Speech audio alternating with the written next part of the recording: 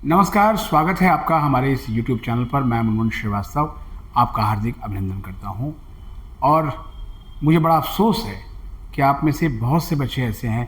लगातार मैं कहता हूं कि आप नोटिसेस को देखिए, आप डीयू की वेबसाइट को देखिए और उसके बाद रेफ़रेंस के लिए आप इस चैनल को देखिए। और ये चैनल जो केवल सीयूईटी की अपडेट देने वाला चैनल नहीं है जो साल के कुछ महीनों में ही एक्टिव होता हो। इस चैनल पर प्रतिदिन कम से कम एक वीडियो ज़रूर आपको मिलती है जो दिल्ली विश्वविद्यालय से संबंधित होती है। आज जैसे ही एक मैसेज मुझे मिला और उसके बाद मैसेजेस की बाढ़ लग गई कि सर जो है वो मैंने विड्रॉ कर लिया और जो है ये मैंने क्या किया, क्योंकि अब आ रहा है you are not eligible for mid entry. तो सवाल यही है कि किसने कहा था कि आप एडमिशन विड्रॉ करके आप इसमें आ सकते हैं। मैंने बार बार आपको कहा था कि विड्रॉ करने से पहले कम से कम 3 बार ज़रूर सोचिएगा, क्योंकि मिड एंट्री की जो मॉडलिटीज़ हैं वो बहुत ही कॉम्प्लेक्स रही हैं। हर बार यहीं पर आकर एडमिशन स्टेबलाइज भी होता है और यहीं पर आकर जो है वो एडमिशन बिखरता भी है। बिखरता इसलिए है क्योंकि इसके बाद जो है वो शिफ्टिंग शुरू हो जाती है, क्योंकि बहुत सारे बच्चों को जब नहीं मिलता है तो वो दूसरे संस्थानों का जो है वो रुख करते हैं। ये बात मैं बता चुका हूँ, इसको रिपीट करने से फ़ायदा नहीं है। लेकिन आज जैसे ही वैकेंट सीट आए, ये उनके लिए भी है जो अभी ऑलरेडी पोर्टल पे हैं और जो मिड एंट्री में जिन्होंने एंट्री ली है, अपना रजिस्ट्रेशन जो है वो करवाएंगे और उसके बाद अपनी जो है वो चॉइसेस भरेंगे। बहुत जल्दबाजी ना करें। वो जब आपको याद होगा कि जब डीयू का सेकंड फेज शुरू हुआ था और प्रेफरेंस शीट भरने के लिए तो हमने कहा था कि पहले आराम से बनाइएगा। बहुत सारे बच्चों को दिल्ली विश्वविद्यालय में एडमिशन इसलिए नहीं मिल पाया क्योंकि उनकी जो चॉइसेस थी वो या तो बहुत ज़्यादा थी और उन्होंने बहुत सी चीज़ें डाल दी, और जब उनका किसी कोर्स में नंबर आया तो वो कोर्स उन्हें पसंद नहीं था, लिहाजा वो एडमिशन अपना विड्रॉ कर गए। और बहुत से बच्चों को सिर्फ सीट इसलिए नहीं मिली क्योंकि उन्होंने चॉइसेस इतनी लिमिटेड डाली थी कि जो है वो मेरिट मैच नहीं हुई उनकी, क्योंकि केवल प्रेफरेंस भर देना ही जो है वो सोल्यूशन नहीं है। आपका स्कोर, उसके लिए कितना मेरिट लगाया गया है, वो साथ में आपका कैटेगरी कौन सी है और आपके उस कोर्स में उस कॉलेज में कितनी सीट्स हैं। वैकेंट सीट इसीलिए तो है ताकि एक आइडिया लगे कि कितनी सीटें जो है वो आई हुई हैं और उसी के हिसाब से एलोकेशन होगी। सेकेंड राउंड और फर्स्ट राउंड में बढ़ा के एलोकेशन हुई, लेकिन जो इस बार एलोकेशंस की प्रक्रिया रही वो ये थी कि एक जो टारगेट वो नहीं बनाया गया कि हाँ SC/ST या जो है रिजर्व कैटेगरी के स्टूडेंट्स को 30% और जो जनरल कैटेगरी में यानी जिसको कि UR कहते हैं उसमें 20%, बल्कि कॉलेजेस के आधार पर जिस पेरिफेरी में कॉलेजेस हैं वहाँ पर एक्स्ट्रा सीट अलॉटमेंट हुई। तो इसीलिए जब नॉर्थ कैंपस के कॉलेजेस में और साउथ कैंपस के भी कुछ कॉलेजेस में जब एक्स्ट्रा अलॉटमेंट उतनी नहीं हुई जितनी होनी चाहिए थी, क्योंकि कोर्सेज वाइज भी जो है किया गया, तो एडमिशन काफ़ी हद तक स्टेबलाइज होता हुआ दिखा। हालांकि पिछले वर्ष के मुकाबले एडमिशन्स के आंकड़े अभी कम हैं, क्योंकि जो अपग्रेड जिन्होंने दबाया था वो उनकी स्थिति को ही हम डोल ड्रम में कह सकते हैं। और अब जो है वो स्मार्ट डिसीजन लेने का अब समय है। बहुत सारे स्टूडेंट ने कहा कि सर विड्रॉ का ऑप्शन अब गायब हो गया। जब आया था तो आपने जो है बिना सोचे समझे विड्रॉ कर लिया। एक तरफ तो आप दिल्ली विश्वविद्यालय में पढ़ना चाहते हैं और दूसरी तरफ आप विड्रॉ करते हैं।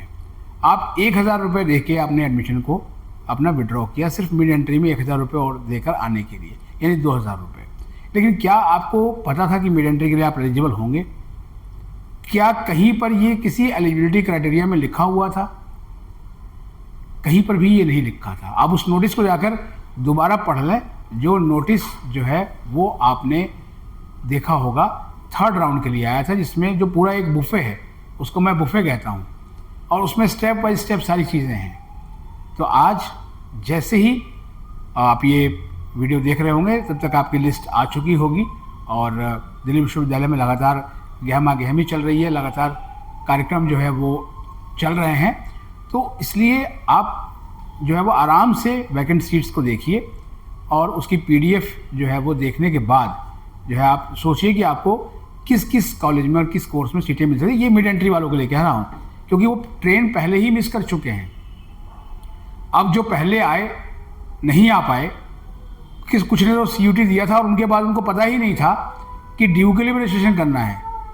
2 पेरेंट्स आज मुझे कमला नगर मार्केट में मिले जो यहाँ आए थे और उन्होंने ये कहा कि जो है वो हम आपका CUT देने के बाद हमें पता ही नहीं था कि कहीं और हमें रजिस्ट्रेशन करना था। ये तो अच्छा हुआ कि आपने मिड एंट्री के बारे में बता दिया। तो अभी भी आप अपने जो और दोस्त हैं उन सबको जो है बताइए जो कि DU में रजिस्ट्रेशन कराने से वंचित रह गए थे और आपको लगता है कि ये लोग जो है वो यहाँ DU में आ सकते हैं और उनको भी एक अपनी पसंद की सीट मिल सकती है। लेकिन जिनको अभी तक सीट नहीं मिली है उनको मैं बार बार कहूँगा कि बिल्कुल सब्र करके रहिए और कोई जल्दबाजी नहीं कीजिए। किसी भी इन्फ्लुएंसर से इन्फ्लुएंस होने की ज़रूरत नहीं है, क्योंकि बहुत सारे जो इन्फ्लुएंसर्स हैं उनका एक वैसे इंटरेस्ट है।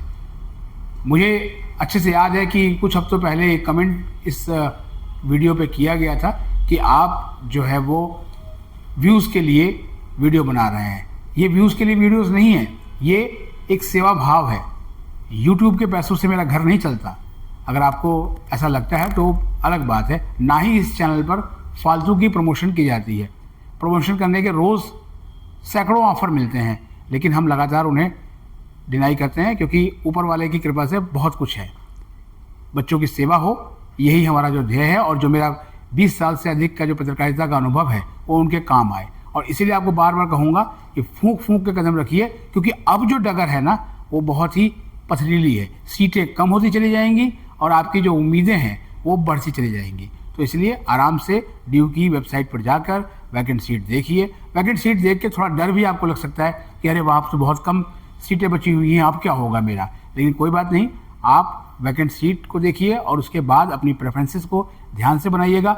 जो आपके सवाल हैं वो कमेंट बॉक्स में लिख दीजिएगा और उस पर हम जो है वो वीडियो लेकर आएंगे और आपकी पूरी जो है वो इसके अंदर सहायता होगी कि आपको जो है वो जो ट्रेन आपकी छूट गई थी उस ट्रेन को आप पकड़ लें और अपने स्टेशन पर जो है बहुत अच्छे से उतरें। जिनको अभी तक सीट नहीं मिली है वो बार बार कहते हैं सर आप हमारी बात कम करते हो, उन्हें भी जो है वो अभी दिल थाम के बैठना चाहिए। और जैसे ही प्रेफरेंसेस को एडिट करने का विंडो जो है वो ओपन हो तो आप अपनी प्रेफरेंसेस पहले से ही रेडी रखिए वैकेंट सीट के अकॉर्डिंग।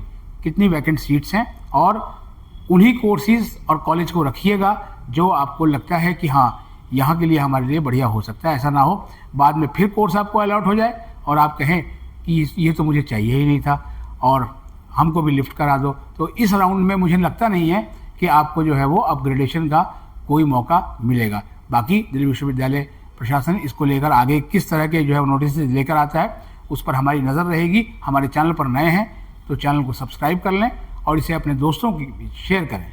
मिलते हैं एक और एपिसोड के साथ, तब तक के लिए नमस्कार।